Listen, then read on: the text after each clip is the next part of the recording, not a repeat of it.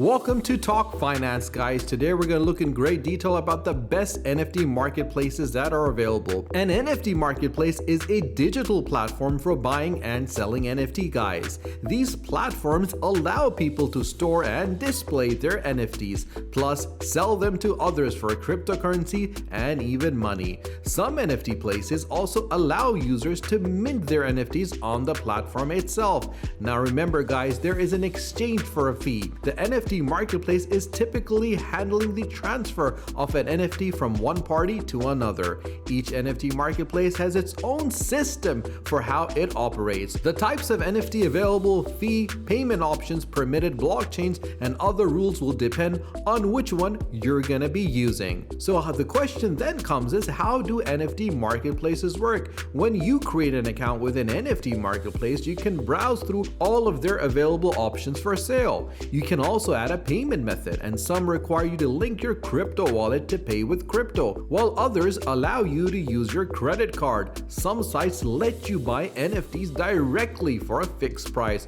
while others will use an auction. If you complete the transaction, the NFT marketplace will record it on its blockchain, showing the change of ownership. This brings the question that a lot of people tend to ask is, what is minting in the world of NFT, guys? Minting literally refers to the process of creating a new NFT on the blockchain, most commonly on Ethereum. When you mint an NFT, you're recording the data that comprises of a new NFT in a new block that's then added to a blockchain. Minting an NFT typically comes with fee. For NFT systems that use the Ethereum blockchain, this cost is paid in gas. A crypto token is used to perform functions on the Ethereum blockchain. More and more NFT marketplaces are becoming creative about how, when, and to whom minting fees are charged. Now let's look at the top NFT marketplaces. The first one is called OpenSea. OpenSea is ancient by NFT standards, having been launched in 2017, and is also among the largest NFT marketplace active today. It hosts most popular NFTs, including art, music, photography, trading cards, and virtual worlds. The core cryptocurrency that is used on OpenSea is Ethereum, Solana, and USDC, and the payment method options features other cryptos as well, but make sure that you note this down, that you can't use fiat currencies like the US dollars or even euros. But on the bright side, guys, OpenSea is a very user-friendly for beginners. You can set up an account for free within minutes and start browsing the NFTs immediately, and you can even create NFTs on their platform. When it comes to cost, OpenSea charges a fee equal to 2.5% of every transaction, and you must also pay the gas fee for completing NFT transactions. You must also pay the gas fee for completing NFT transaction with Ethereum. Gas fee are the transaction fee paid to miners. But if you're looking to avoid the gas fee, you can buy and sell NFTs with Polygon, but you'll need to ensure that the NFT item of interest displays the Polygon logo. So guys, in short, OpenSea is a solid choice for beginners looking to get started with a straightforward marketplace who want as many options as possible for NFTs. Bringing us to the second marketplace, which is called Rarible. Rarible allows users to buy and sell art, collectibles, video game assets, and NFTs. You can buy and deal on Rarible with Ethereum, Flow, and Tezos. Rarible charges a flat 2.5% fee on every transaction, plus any gas fee. One nice feature which I personally love is that you can buy NFTs using a credit card, allowing transaction in fiat currencies. An interesting aspect of Rarible, guys, is that rather than having an in-house management decide everything, Rarible has created its own native token called Rari. The holders of Rari get to vote on company decisions like company policy change.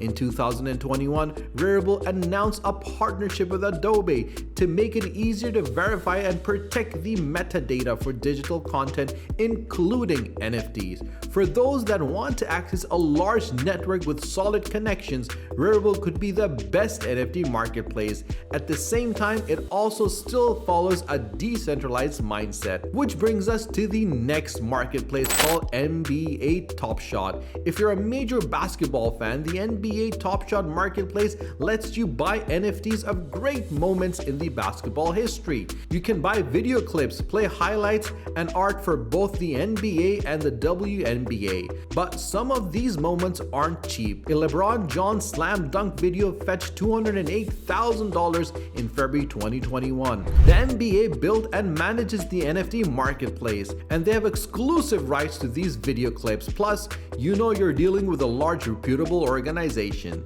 The NBA Topshot marketplace is just one example of major companies getting on this trend, while others like the DraftKings marketplace and the Associated Press NFT marketplace and even GameStop plans to launch an NFT marketplace this year. Now, users can actually purchase moment NFTs with credit or debit cards or select cryptocurrencies such as Bitcoins, Ethereum, Bitcoin Cash, and of course, fees are added to the purchase price whether you're buying the iconic moment with a credit card or cryptocurrency. Now, this brings us to one of the biggest marketplaces in the industry called Binance. As Binance is one of the largest cryptocurrency exchanges, added an NFT marketplace in 2001. The international crypto exchange is one of many other industry players that is entering the NFT sector, like Crypto.com NFT, which describes itself as a highly curated NFT marketplace.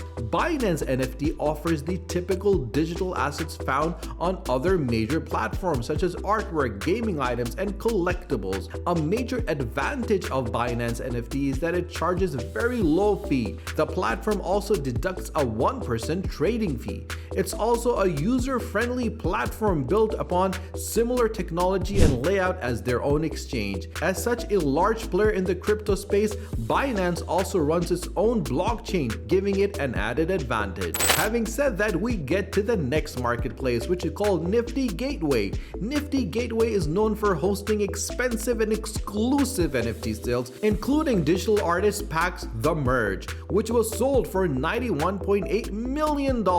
It made headlines when the platform was acquired in the late 2019 by Gemini.